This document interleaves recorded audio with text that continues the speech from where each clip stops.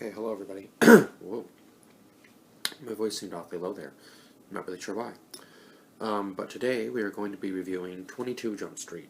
So obviously the second installment in the Jump Street film franchise. Anyway, so this movie obviously starts off with them in college, but not the typical way you would think they would be going to college. They're actually going to, I guess, virtual college, so they're trying to find evidence through video, which clearly isn't working, and they end up screwing up a mission at the very beginning when they run into the actual drug dealer, or I guess the supplier technically, who's played by Peter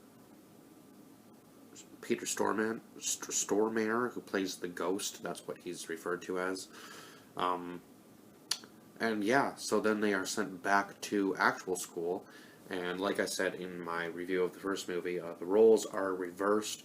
So now Janko is the popular one, and Schmidt is the back to like his old ways, like he used to be in high school, kind of like the more nerdy, like loner type dude, which is kind of funny because the high school life had changed so much, and I guess the college life is the exact opposite, where all the cool kids do the partying, and all the nerds do the nerdy stuff. I guess I don't really know what that would be, but I guess art was mostly kind of like the art, slam poetry, and a bunch of other, I guess, theater, like, what's the word, like drama class was one of the things that he took, and he ends up being, Schmidt ends up being Peter Pan at one point in time, and obviously they have to go by their names, Doug and Brad again, so, but this time they got them correct, so they were actually the correct, I believe they were the correct people this time around, weren't they? God, I can't even remember. I can't remember whether it was they did it the right way around this time or whether they stuck with what they had done originally. I honestly can't remember now. Anyway, not really too important, I guess, as far as that goes. Other than when you watch the movie, you'll figure out for yourselves whether they did flip it or not. But now they're looking for this drug called Wi-Fi, and I believe the drug in the first movie was called HFY for hell fucking yeah. I think that was. Why am I thinking it was called Hi-Fi and this one was called Wi-Fi? That would be actually kind of funny. But anyway, so Janko is the popular one again, mainly because he runs into this football player named Zook, and they're looking for this tattoo that is the soldier shooting a bazooka. It says boom on his arm, and I guess he has that tattoo, and they think that he's the dealer in the beginning. Turns out he wasn't. It was actually the girl's roommate that Schmidt ends up falling in love with in the movie, which ends up being the captain's daughter. So, yeah, this is just crazy. So I'm going to name off the cast list. So obviously we have Channing Tatum as Janko, Jonah Hill as Schmidt, Ice Cube as Captain Dixon again, Nick Offerman plays Deputy Chief Hardy, Peter Stormare, I said, as the Ghost, Wyatt Russell as Zook, Amber Stevens West as Maya, Jillian Bell, who ends up being the drug dealer at the end, in the college, plays Mercedes, Keith Lucas plays Keith Yang, Kenneth Lucas plays Kenny Yang, Jimmy Tatro, who is a pretty famous YouTuber, you might know, plays this character named Rooster. And then we have some kind of guest appearances from Mark Evan Jackson as Dr. Murphy. Who else? It was a guest appearance.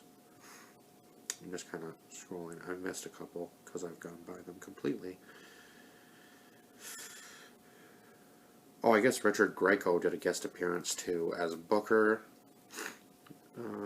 Diplo was the Spring Break DJ, and then we have Dax Flame, Zach, Stanley Wong, Roman, Johnny Pemberton, Delroy, and I guess that's it. Yeah, I guess that's right. Those were the three nerds from the first movie too. And who else guest starred? I think that's it. Yep, that's it.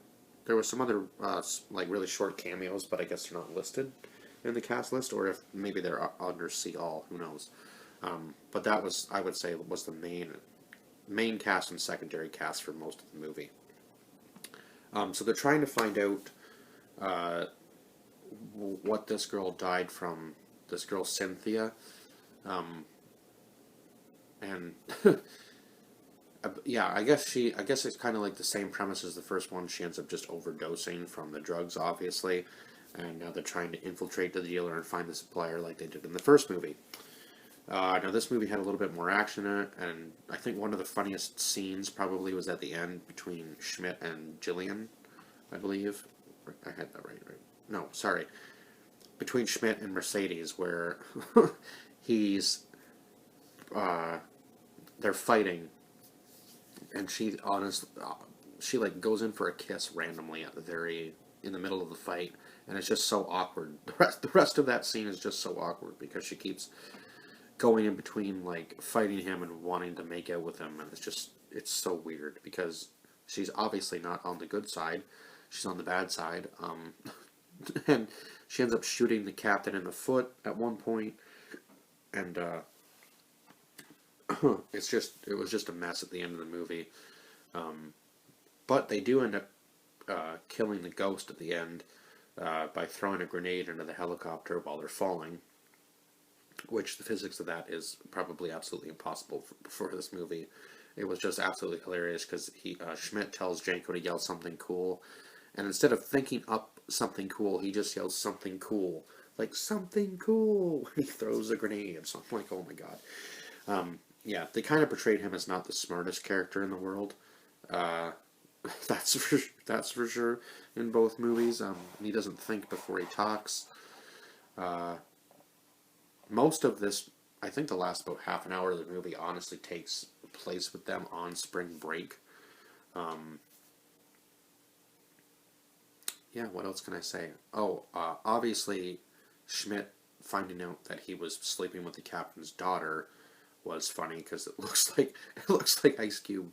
It looks like Captain Dixon. Is that right? Holy crap! I got that right without having to look again. Yeah, Captain Dixon ends up getting it right. Or, oh my god, I've lost my train of thought. Yeah, Captain Dixon is not very happy, and they have to act like they don't know one another until finally um,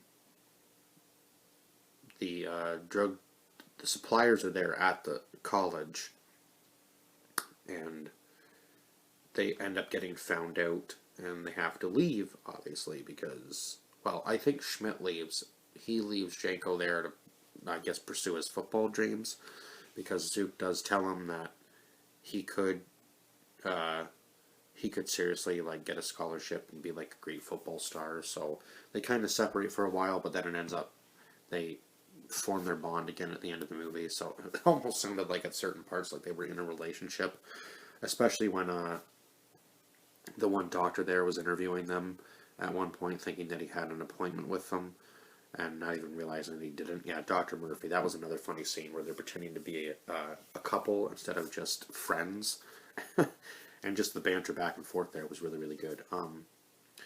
So obviously they do end up taking down the people at the end. Oh, and there was cameos from Dave Franco, and I can't think of the other guy's name right now, but they were both in jail. The guy whose penis got shot off in the first movie, he was in jail with Dave Franco's character. And why can't I think of Dave Franco's character's name? Let me just see here. Was it Eric? Oh yeah, it was Eric.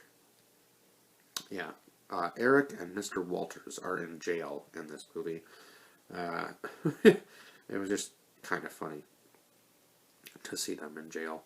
And I guess his joke was that he had been, they'd given him a vagina, so now he was Eric's bitch in jail. And it seems, and they're like, kind of seems like you just forced him into this relationship, which is clearly true. So I did rate the second movie one higher than the first movie, because it gave me a little bit, ooh, that could have been bad. It gave me a few more laughs. I would say this one was a little bit funnier, a little bit like a little bit better put together is what I'm trying to say here, and lots more laughs, a little bit more action, I would say. Um, honestly, this way, this story seemed to just work a little bit better this way around than having Schmidt be the cool guy and Janko be the nerd. It kind of just worked better this way. I don't know why. I don't know why. And obviously, Jonah Hill and Channing Tatum's chemistry is just still good together. Um, you actually almost feel like they're really fighting when they are, even if it's just part of the movie and the acting, obviously. So, yeah, I gave this one a 9 out of 10, and I gave the first one an 8 out of 10. I just went back and checked. But honestly, couldn't remember. I thought I gave it a 7, but I guess I gave the first one an 8. But this one I'm giving a 9, and they gave it a 7 on IMDb. So that's just my rating compared to their rating. Too higher. But that's just me. That's how I feel personally about the movie. So I think I've talked about it enough. And I will see you guys in the next one. Bye-bye for now.